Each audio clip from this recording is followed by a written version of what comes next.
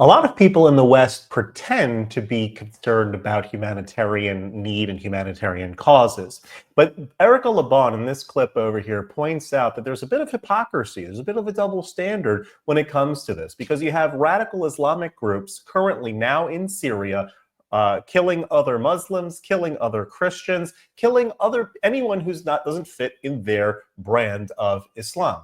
Now, where's all the protests around the world, you ask? Where are the marches through the streets? Where's the solidarity? I don't see it. Do you? Check out what Erica Le Bon says about the particular situation. Before we do, hit that subscribe button over there in the corner. Love to stay in touch with you. Check this out. There is one question on everybody's mind right now in the wake of the Alawite Muslims being massacred in Syria, as well as Christians, as well as Druze, as well as Kurds. In the wake of Iranian singers being flogged for making music, in the wake of Afghan women being forced to cover their faces and prohibited from speaking in public, in the wake of Congolese Christians being massacred, Nigerians by Boko Haram, and the list keeps going. That question is, where are the humanitarians? Where are the social justice warriors? And there is one simple answer to that question. Do they not see it? Do they not know? No. They see it, they know. They're silent for a reason. Why? Because on the other end of that are Islamists, and Islamists are their ally. Are you ready to do this deep dive? Because by the end of this video, you're going to understand everything about their silence. So to understand where we are today, we're going to need to do a little bit of background. It begins with the Soviet Union, which was established in 1923. Now, why was the Western left so enamored by communism and Marxist revolutions in the Soviet Union? It's very simple, because you first have to understand what is the ideology of Western leftists.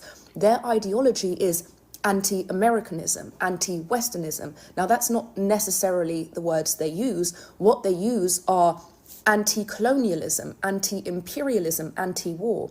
Well, isn't it interesting how all of these ideologies and regimes that they support just happen to be the biggest imperialists and colonizers in the world? So after the Soviet Union was established, because it branded itself on anti-imperialism, Western lefties loved it and they lapped it up. Why? Because it was the enemy to Americanism. It was the enemy to Westernism. So they allied with the Marxists and the communists. So as communism begins to spread predominantly between the 1920s and 1970s, what starts happening is that these regimes start to set up Potemkin villages for Westerners to come and visit and praise how amazing everything is. What is a Potemkin village? Have you ever seen that movie, The Interview, with what's his name, where they go to North Korea and they have the fake fruit in the stalls?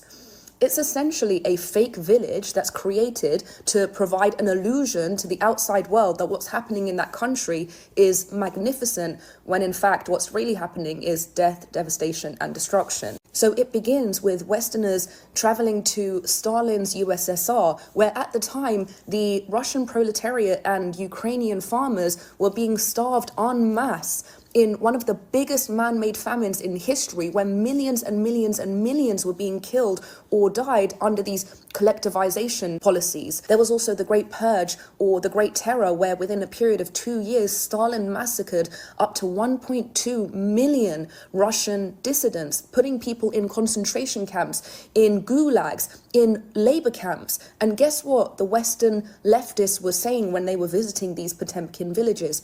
Oh my God, USSR is a bastion of freedom, safety, peace. Lies. It didn't stop there. The pattern just continued as Mao was massacring millions and millions of Chinese in the Laogai, which was essentially a re-education reform camp, which up to 50 million Chinese passed through, terrorized, murdered. And guess what the Western leftists were saying upon visiting Mao's Potemkin villages? You step into a world of safety, stability, enthusiasm, clean streets, clean talk, and positive thinking. Meanwhile, Mao had been responsible for the deaths of 70 million Chinese. Can you just put that into perspective? It didn't stop there. They would visit North Vietnam and talk about about how remarkable it was under the communist regime. They would talk about Fidel Castro's Cuba, despite the fact that 2 million out of 11 million Cubans had fled, while Castro sent helicopters to drop sandbags on Cubans fleeing in shark-infested waters. Guess what the Western leftists were saying? Viva la revolution. What's to be understood from all of this? The Western leftists would always support the enemies of America and the enemies of the West, even when it meant supporting totalitarian, authoritarian, communist regimes. And then you say, well, but those were Marxist and communist leftists, so of course they supported Marxism and communism out in the world. How does that bring us to Islamists?